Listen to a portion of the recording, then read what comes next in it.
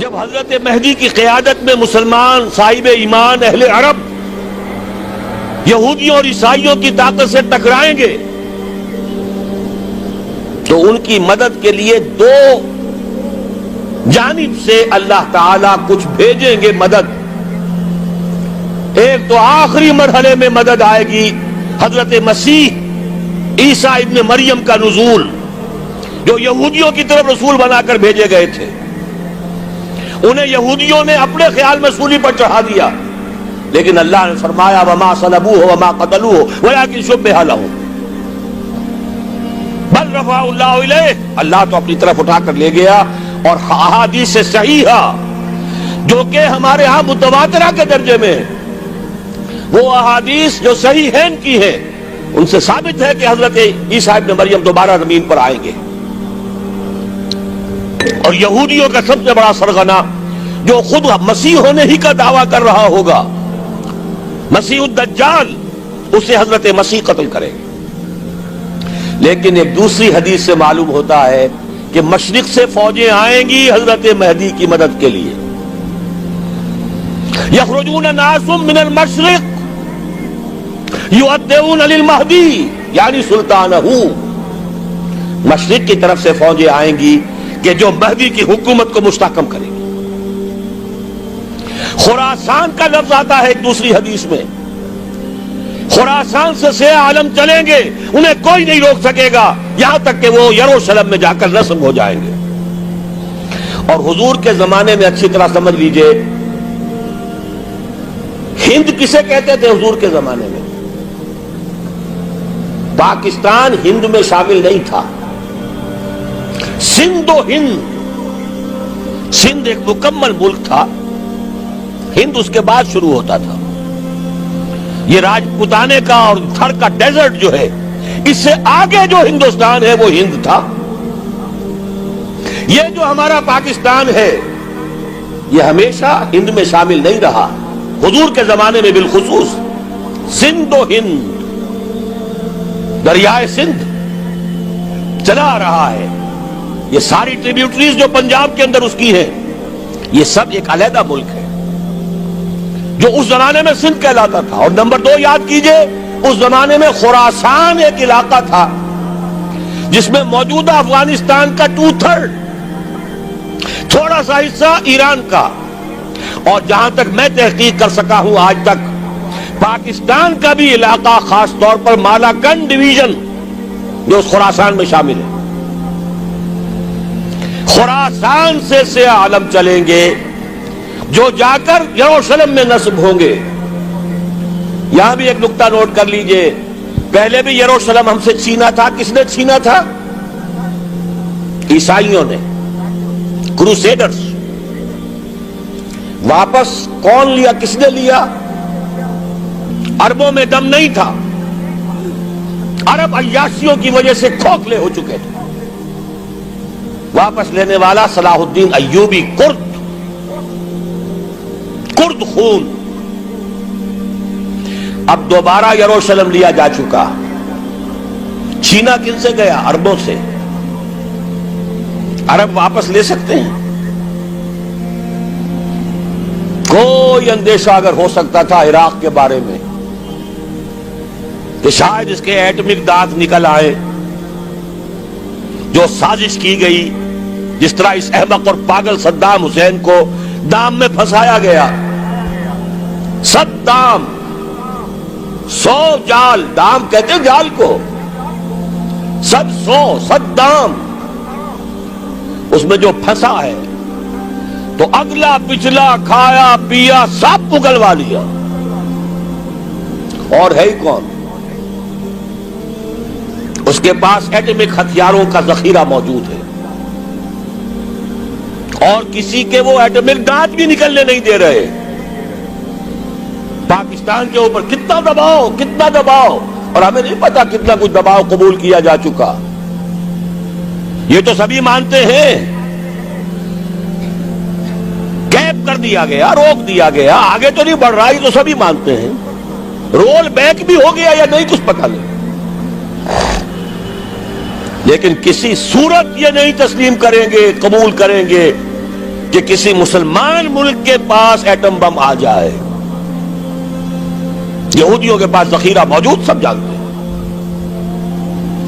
بہرحال یہ جان لیجئے اس علاقے سے امید ہوتی ہے سندھ اور خراسان. حالات بہت خراب ہیں ہمارے، اور حالات بہت خراب ہیں افغانستان کے بھی، لیکن حالات کے بدلتے اللہ تعالیٰ کی مشیت کے تحت دیر نہیں لگا کرتی.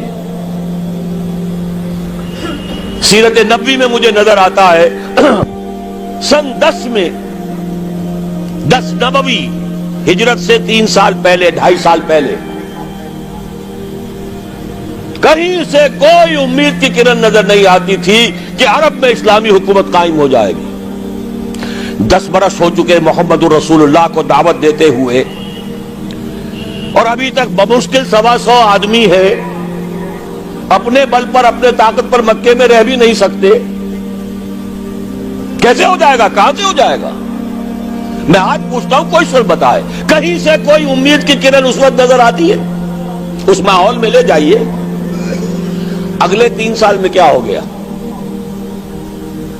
پہلے سال 6، اگلے سال 12، اس سے اگلے سال 72، اور بیعت عقبہ ثانیہ، ہجرت، اور وہاں سے اب حضور کی طرف سے شروع ہو گیا انیشیٹو. تو ہم نہیں کہہ سکتے. اللہ تعالیٰ کی قدرت، اللہ کی مشیت. یہ یقین ہے کہ دنیا کے خاتمے سے پہلے نظام خلافت قائم ہوگا، اور تمام دنیا میں ہوگا. ظاہر ہے کہیں پہلے کسی ایک جگہ سے ہوگا، جیسے حضور کے زمانے میں ہوا. اگر بیک وقت پوری دنیا میں ہو سکتا تو حضور کے دست مبارک سے ہوتا.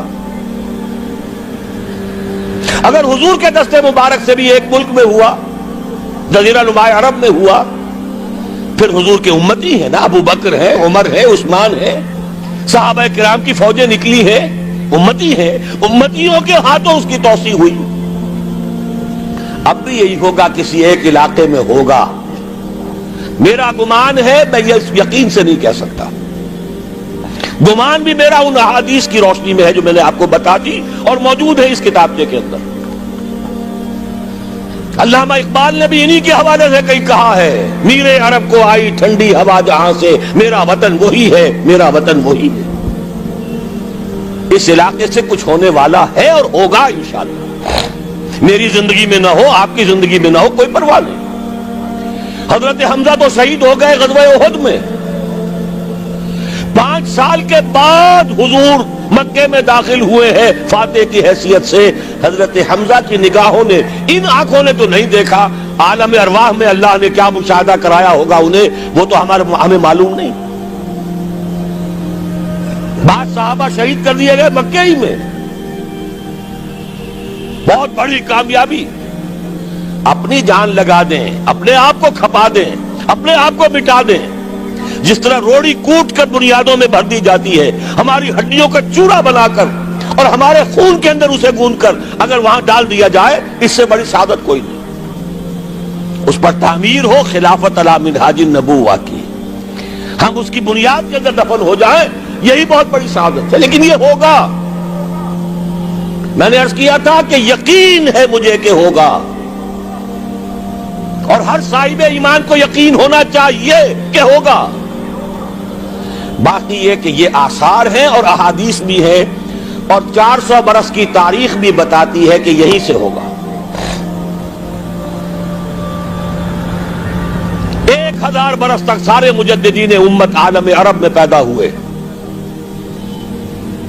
11ویں صدی کا مجدد اعظم شیخ احمد سرہندی کہاں دفن ہے؟ سرہند میں، ہندوستان میں. 12ویں صدی کا مجدد اعظم شاہ ولی اللہ دہلوی کہاں دفن ہے؟ دہلی میں. 13ویں صدی کا مجدد اعظم سید احمد بریلوی، ان کی تو قبر بھی معلوم نہیں، لیکن ان کا خون جذب ہوا دریائے کنہار میں، اور ان کے سینکڑوں ساتھیوں کی لاشیں اس بالا کوٹ کے مقام پر. 14ویں صدی کے مجدد اعظم شیخ الہند، لیکن ان کے ساتھ ساتھ اتنے اعظم رجال علامہ اقبال جیسا مفکر، مولانا مودودی جیسا مصنف، مولانا الیاس جیسا مبلغ کہیں اور ہمیں دکھا دیجئے آپ۔ میں کل کہیں عرض کر رہا تھا، دیکھیے پہلے جو ہے 1000 برس تک ہر خیر ہندوستان میں باہر سے آ رہا تھا۔ معین الدین اجمیری باہر سے آ رہے ہیں، شیخ علی حجویری باہر سے آ رہے ہیں، سندھ میں جتنے اولیاء دفن ہیں سب کے سب باہر سے، ایران سے چلے آ رہے ہیں۔ لیکن جیسے ہی 11ویں صدی شروع ہوئی ریورس ہو گیا آرڈر۔ اب سلسلہ مجددیہ نقش بندیہ اب ہندوستان سے نکل کر پھیل رہا ہے، پورا افغانستان، پورا ترکستان، تمام یہ ترک ریاستیں جو آزاد ہوئی ہیں ابھی USSR کے خاتمے کے بعد، یہاں تک کہ سائپرس، جزیرہ قبرص، پورا ترکی جو اب بھی ہے موجودہ ترکی، سلسلہ مجددیہ نقش بندیہ کہاں سے چلا؟ ہندوستان سے پھیل گیا پورے عالم اسلام۔ مفکر، علماء دین اور تمام علوم دینی کا مجدد شاہ ولی اللہ دہلوی، خالص ترین جہاد فی سبیل اللہ دور صحابہ کے بعد جماعت مجاہدین جام شہادت نوش کیا، سینکڑوں ہمارے مجاہدین۔ پھر 14ویں صدی میں اقبال جیسا مفکر، مودودی جیسا، دوبارہ دوہرا رہا ہوں، مصنف، مولانا الیاس جیسا مبلغ مجھے تو کہیں نظر نہیں آتا۔ تمام مسلمان ممالک آزاد ہوئے، کہیں اسلام کا نام نہیں لگا، نہ سرکاروں نے نعرہ لگایا، نہ کہیں کسی اور نے نعرہ لگایا۔ عربوں نے بھی عرب نیشنلزم کا نعرہ لگایا، اسلام کا نعرہ نہیں۔ تحریک پاکستان میں نعرہ لگا، پاکستان کا مطلب کیا؟ لا الہ الا اللہ۔ صبح عرض کر چکا ہوں، تحریک خلافت پوری دنیا میں کہیں نہیں، صرف بر عظیم پاک و ہند میں۔ اور کیسی تحریک خلافت کہ ہندو شریک ہوئے، گاندھی شامل ہوا، پورے ہندوستان کو جس نے گنجا دیا۔ یہ دوسری بات ہے کہ جب خود مصطفیٰ کمال نے ختم کر دیا تو اب کیا کرتے؟ مدعی سست گواہ چست۔ نوٹ کرنے کی بات ہے، کچھ آثار ہیں، 400 سال کی تاریخ ہے، بتا رہی ہے پاکستان کا قیام خود ایک معجزہ۔ یہ ساری چیزیں مشیت ایزدی میں کسی بڑے خیر کا پیش خیمہ ہے۔